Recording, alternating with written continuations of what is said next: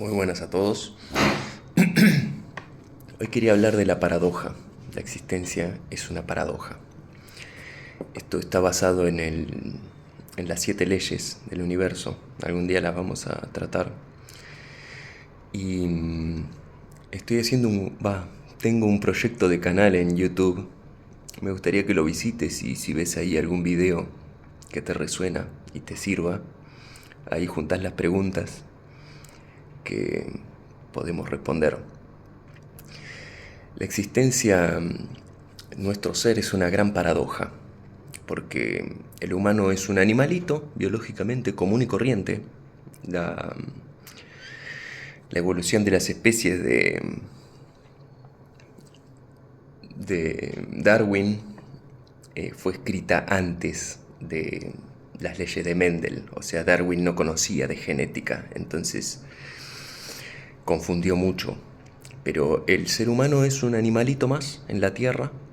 Su función biológica está comprendida dentro de los mamíferos. Somos un animalito omnívoro que se alimenta de otros animales como cualquier otro. El tema es que surge la paradoja, porque en nuestro interior también hay cierta divinidad. Entonces, ¿es un animal o es un dios? Porque el análisis se hace a partir del infante, del niño. Cuando el crío nace, hay algo divino en ello. Por eso nos despierta ternura, nos despierta emociones elevadas. Porque hay una divinidad. Por alguna razón, durante nuestro crecimiento, nuestro desarrollo, nos alejamos un poco de la divinidad. Empezamos a entrar en el mundo material. El mundo material te aleja de tu centro. Con el concepto, esto está basado en esa conciliación de los opuestos, pero el análisis es la teoría creacionista, o sea, Dios creó todo, o la teoría evolucionista, el concepto científico del Big Bang y la gran explosión. Para las dos teorías precisas una cantidad enorme de fe, porque es incomprobable de las dos teorías, porque la teoría del Big Bang, no sé si alguien la leyó, habla de que la nada, en principio era la nada, y hubo una gran explosión, y ahí se formaron los distintos universos, estrellas, soles, planetas y sistemas. Hasta donde yo sé, la nada no explota. Así que hay que tener un montón de fe para creer eso, o para suponer que la nada un día explota. Con la teoría creacionista pasa lo mismo. Hay una inteligencia superior que determina, vamos a decir, un plan en el reino material. Para los dos es lo mismo. La conciliación de esos opuestos es encontrar racionalmente explicaciones o nociones intelectuales que nos ayuden a entender. Vos vas a estar en el medio de esas dos teorías. ¿Por qué?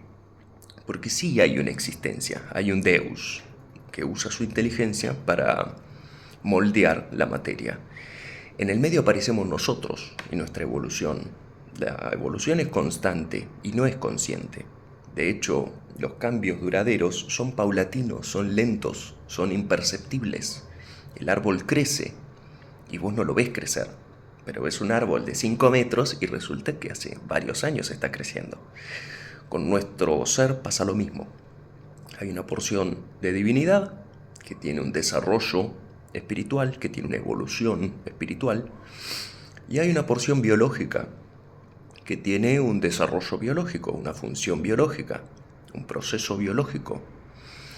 La conciliación de esos dos estados es entender que hay una porción divina en tu ser que interfiere e intercede en tu desarrollo biológico, en tu evolución biológica.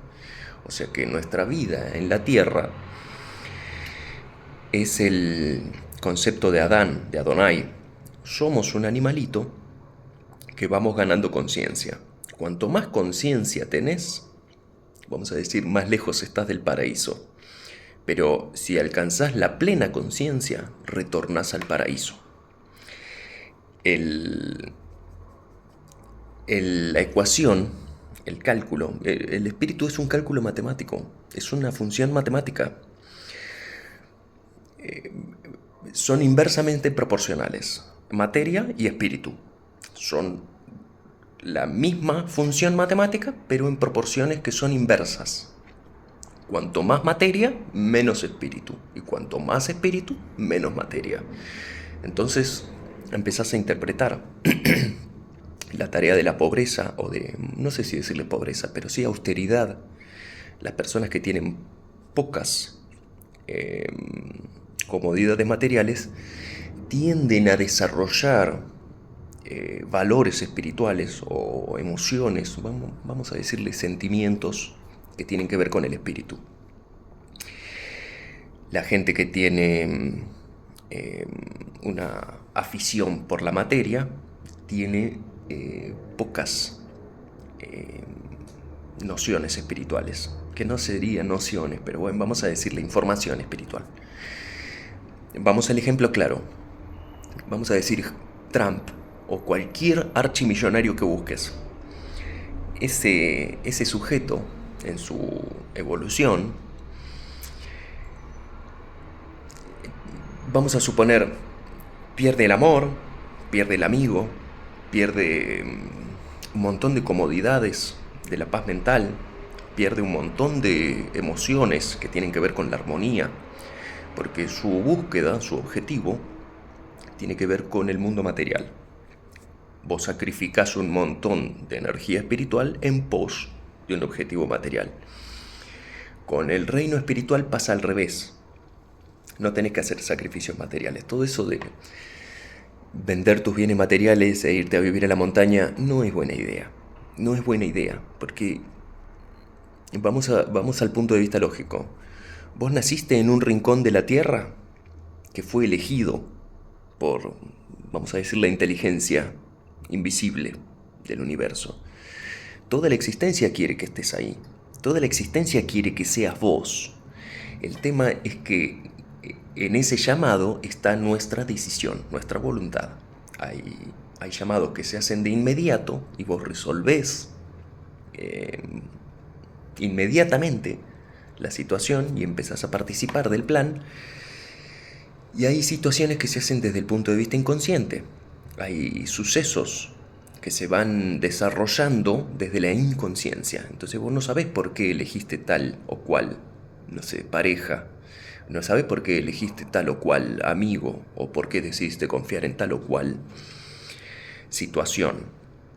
Todas esas decisiones te llevan a un estado emocional, que ese estado emocional te trae información espiritual. Fin. Es un cálculo matemático. Y lo que conocemos como... En realidad nuestra mente tiene dos estados.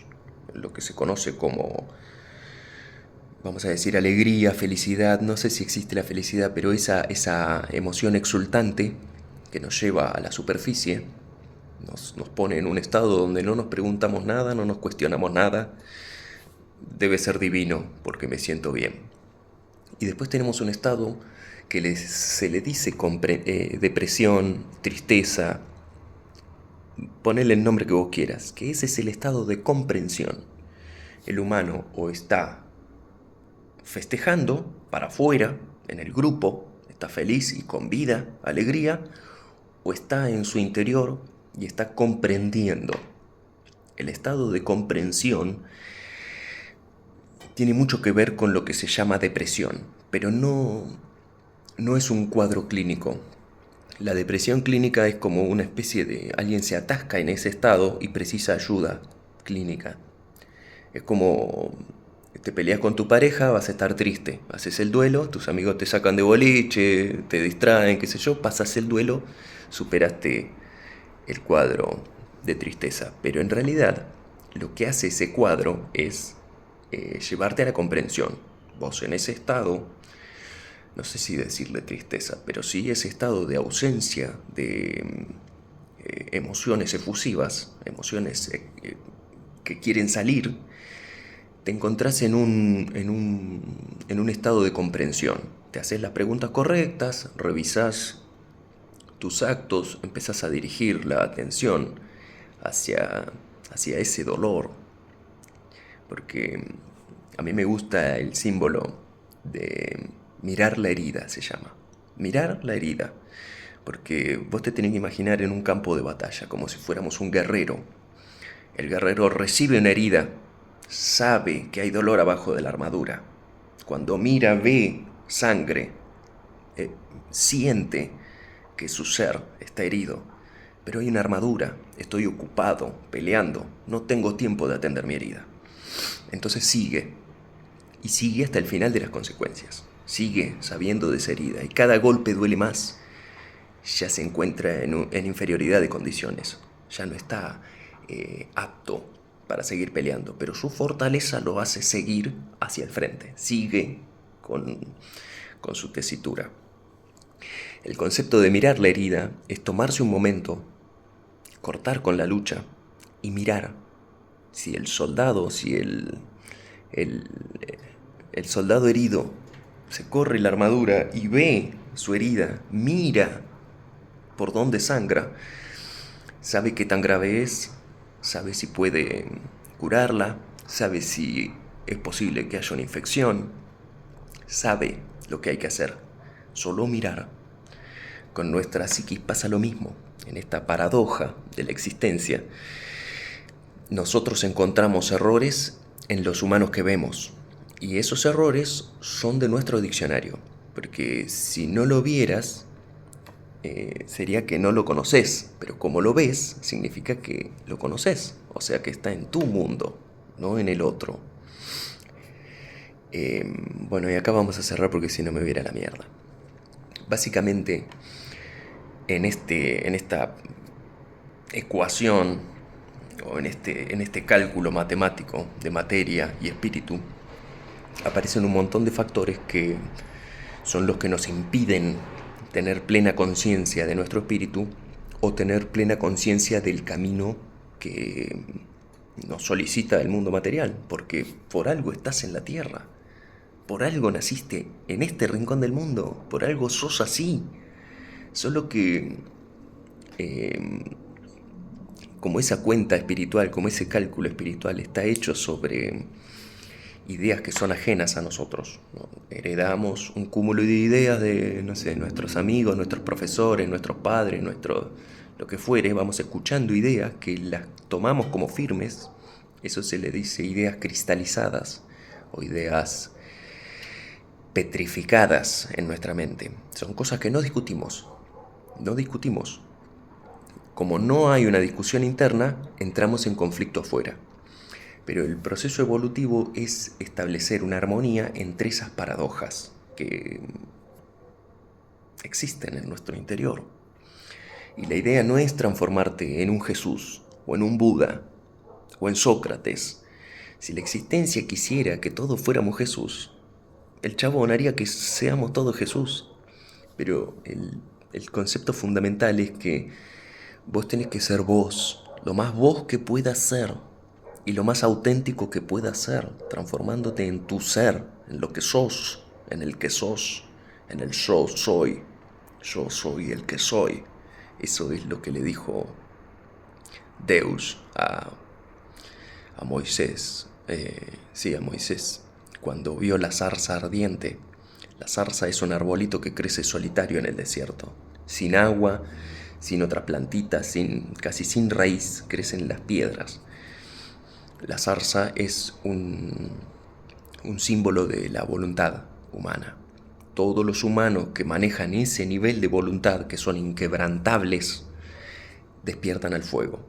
Y ese fuego es el Deus, es el yo soy. Cuando vos atravesás el dolor en esa escala, con esa condición del espíritu, tu ser, la suma de tu mente y tu corazón van proponiéndote escenarios que tienen que ver con el desarrollo de ese ser. Cuando vos estableces un límite, decís, no, los humanos son solo biología. Bueno, todo lo otro queda descartado. Entonces tu desarrollo se va a llevar hasta el final en esos términos que vos decidís.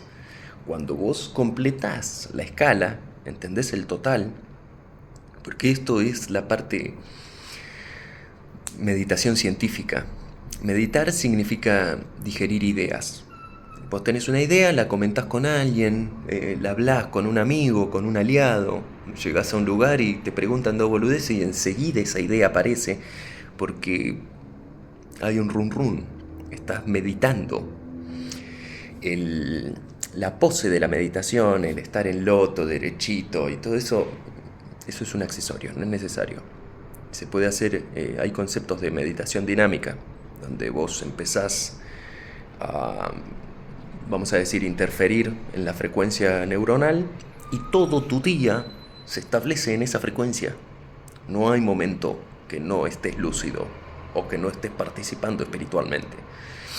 Y vamos a cerrar acá porque vamos a esto. El concepto de divinidad y el concepto de maldad. No existe el bien y el mal. No existe. No hay bien o mal. No hay. No hay tal cosa. Pero sí hay cosas que nos caen simpáticas, entonces son buenas. Y hay cosas que nos caen antipáticas, entonces son malas. Y nuestras emociones determinan el valor de esa idea en función de una vibración súper pedorra. Porque lo bueno y lo malo, o la división del mundo entre simpático y antipático, es súper ego, muy egoísta. Todo lo que no me gusta, me ofende, me irrita, es un yo súper pedorro, en el centro del mundo. Y el ego lo que quiere también es como interferir en ese despertar. No es que tenga algo contra el espíritu, pero sabe que si aparece mucho espíritu va a tener que destruirse, va a tener que transformarse en otra cosa. Y no quiere romperse, no quiere desintegrarse. El ego le tiene miedo a la desintegración.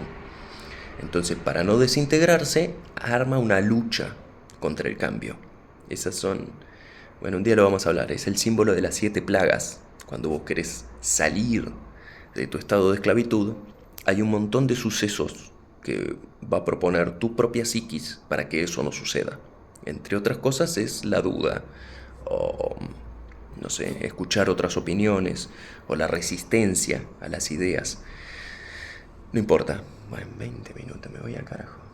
Básicamente la conciliación de los opuestos es una tarea individual, particular, eh, intrínseca, en el interior de cada uno.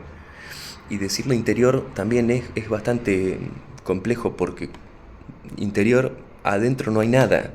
Todo lo que conocemos se da en nuestra psiquis. Psique significa alma.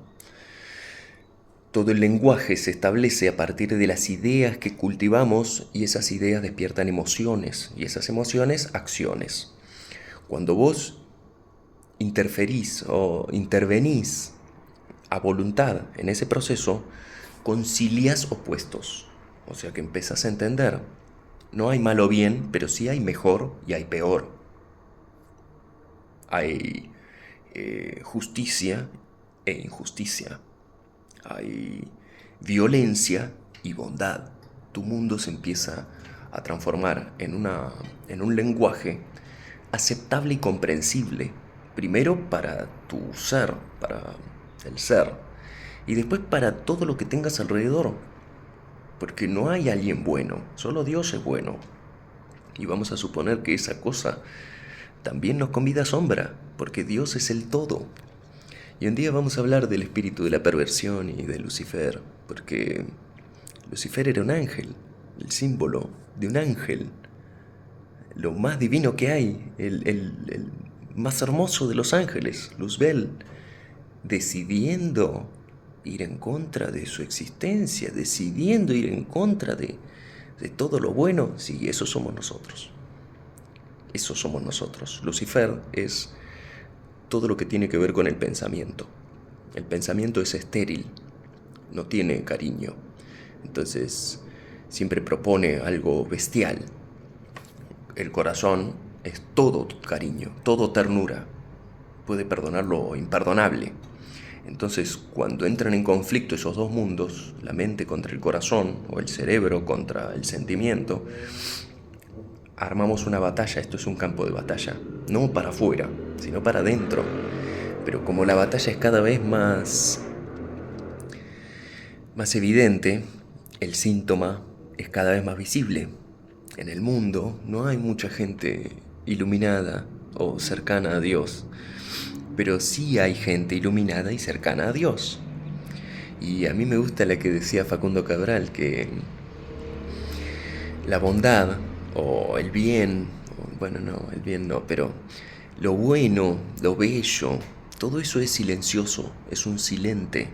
El abrazo, la caricia, no emiten sonido, son sigilosos, son íntimos. Todo lo que es destrucción, sí. Una bomba hace ruido, un cachetazo suena, una puteada, una patada, una mala acción, que de nuevo, mala acción. El lenguaje destructivo sí es sonoro, sí se hace escuchar. Así que esto sería todo. Conciliar opuestos. Nuestro ser es un campo de batalla. Nuestro ser es un laboratorio. Nuestro ser es un experimento. Y nuestro ser es la experimentación. Así que Dios te lleve en sus manos hasta que nos volvamos a encontrar.